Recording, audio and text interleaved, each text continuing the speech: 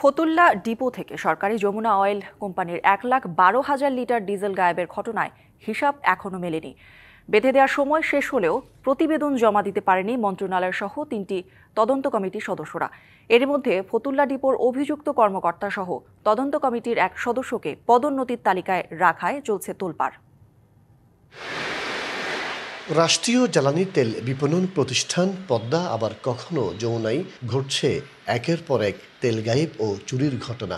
এসব ঘটনায় তদন্ত কমিটি হলেও কখনো আলোর মুখ দেখে না প্রতিবেদন। সম্প্রতি পাইপলাইনে পরিবহনের পরও ফতুল্লা ডিপোতে যমুনা অয়েল কোম্পানির 1,12,000 লিটার ডিজেলের হদিশ মেলেনি। ঘটনার তদন্ত কার্যক্রম শেষ হওয়ার আগেই পদোন্নতি নিয়ে শুরু হয়েছে তোড়জোড়।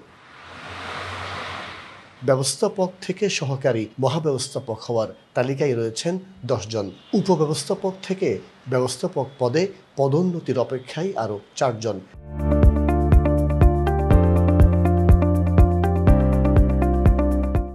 তালিকায় নাম আছে অভিযুক্ত ডিপো ব্যবস্থাপক আসলাম খান আবুল ও তদন্ত কর্মকর্তা শেখ জাহিদ আহমেদেরও। তবে এ বিষয়ে ক্যামেরার সামনে কথা বলতে রাজি নন যমুনা অয়েল কোম্পানির প্রধান কার্যালয়ের কেউ।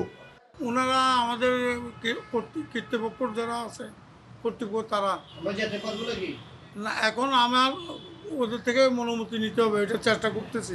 ডিজেল গায়েবের ঘটনায় 3টি তদন্ত কমিটি গঠন করে যমুনা অয়েল, বিপিসি ও জ্বালানি মন্ত্রণালয়। বেঁধে দেওয়া নির্ধারিত সময় শেষ হলেও প্রতিবেদন জমা দিতে পারেনি কমিটি। আমরা যতই দ্রুততা করি না কেন, দ্রুততা করলে আসলে সেখানে ত্রুটি থেকে যাবে।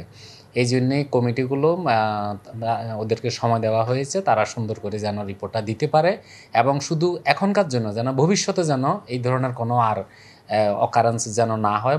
ফতুল্লা ডিপো কেন্দ্রিক সংঘবদ্ধ একটি চক্রের বিরুদ্ধে কোটি কোটি টাকার তেল লোপাটের অভিযোগ দীর্ঘদিনের।